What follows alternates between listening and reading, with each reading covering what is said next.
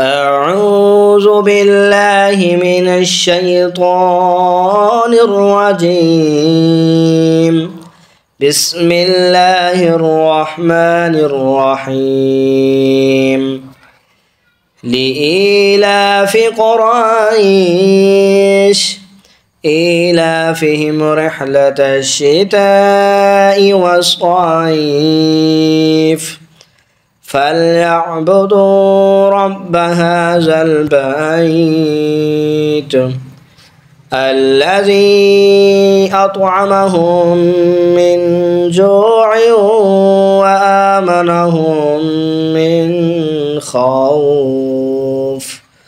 آمنت بالله. صدق الله العظيم.